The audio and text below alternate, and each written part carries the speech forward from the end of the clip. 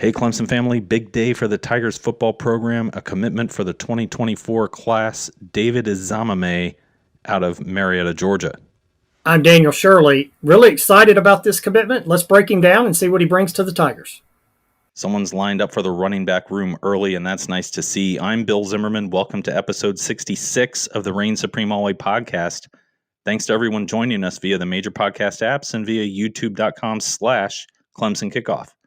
Follow us on social media, too. We are at Clemson Kickoff on Twitter and on Instagram. So running back David Eziomume is ready to be a Tiger. He's from Marietta, Georgia. He goes to North Cobb High School there. Rivals.com has him as a 4-star and 175th overall, 7th at his position. When you look at the On3 industry rankings to go across the four major services, he is 328th overall and a 3-star.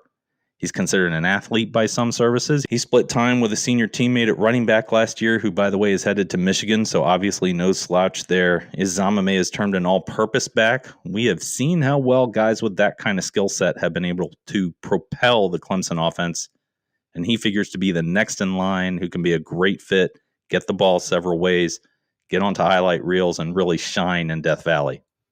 And there are highlight reels. Go check out the video of David and see what he can bring to the team. He's got a great burst through the hole. He's got a great burst to get to the outside, and it really shows off some good hands. That was one of the things that kind of surprised me about him. He's a little bigger than I thought, but I really, really like what he could probably bring in the passing game with some of these catches that you can see from him on his videos. Really good size for a guy with those kind of skills. Averages 6'1" and 200. If you look at the measurements across the four top recruiting services. This also is a big win for CJ Spiller. It's the first top target at running back that Clemson has been able to get in 3 years. That goes back to Will Shipley. Last couple of seasons, Spiller had to move down the board to find talent at running back. Really encouraging. It is. There's been a lot of criticisms about CJ and his recruiting, and Clemson hasn't been able to get the top backs.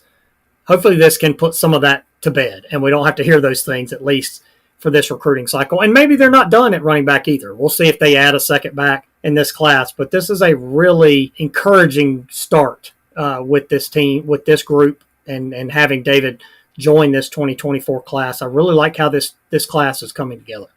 Two other ways that I really like what this says for Clemson football. One, I'll get into. It's a win in the state of Georgia. There's just so much talent right now, and they're appreciated there in Metro Atlanta and in the surrounding areas. This is a win for Clemson over an ACC rival. Eziomume was considering staying closer to home, going to Georgia Tech. He's got some family reasons to do that, according to several reports, pretty well documented.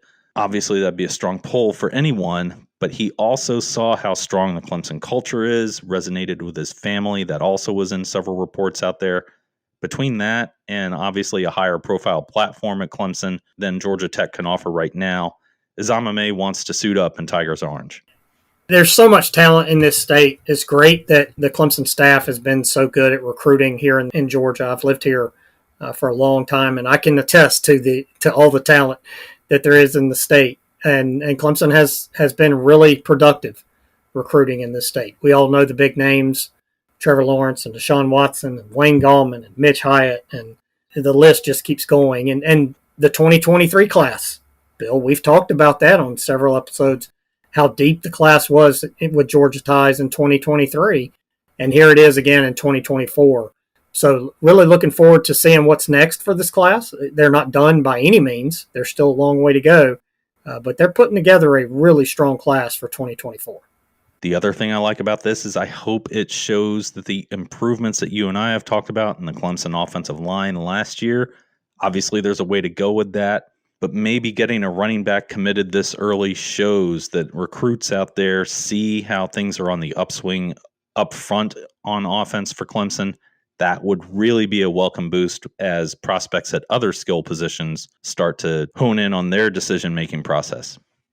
There were some really good linemen in the past class and the class before that. So Clemson's never really had a dominant offensive line in this era of Clemson football. It did when we were growing up in the 80s. But this era has been more about, being solid up front and then having those great skill position players. But it certainly feels like the past three classes have gotten Clemson back on track with the offensive line. It had kind of slipped there for a couple of years, but I like what we're seeing recruiting up front for this staff, and for sure that will continue going into the rest of the 2024 class. New offensive coordinator Garrett Riley got the most out of his running backs at TCU last year, so it'll be fun to watch what Eziomume brings to the table when he gets to campus.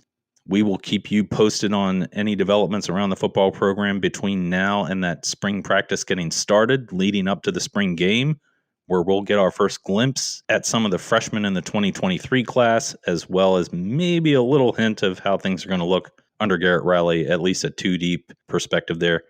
We've also been doing 2022 position-by-position reviews. We won't get into one today.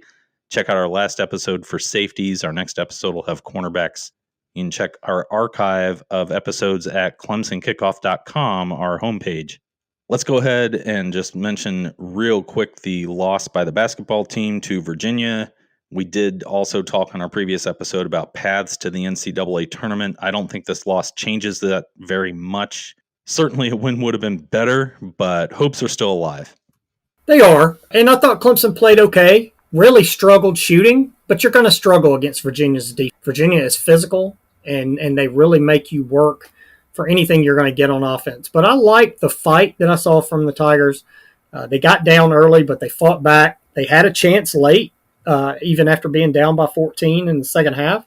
So they showed a little bit of grit, that we always hear about with this program. But as far as the NCAA tournament, I think you're right.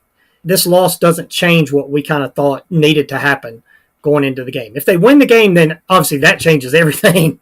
But I don't think we thought they were going to win this game because Virginia doesn't lose very much at home. So it still feels like they need to win 3 games to get into the NCAA tournament. And that starts Saturday with Notre Dame. If they're not going to win the ACC tournament, which we know has never happened, they have to win Saturday. And then if they win that game and then maybe win a couple of games in the ACC tournament, I think they can sneak in. We will recap that game against Notre Dame and take stock of where the Tigers stand in our next episode. Also in our next episode, we will review Clemson baseball's big weekend against South Carolina. Tigers coming in off of a kind of a surprising loss to USC Upstate. We'll recap their week in our next episode. Until then, I'm Bill Zimmerman. I'm Daniel Shirley. Go Tigers.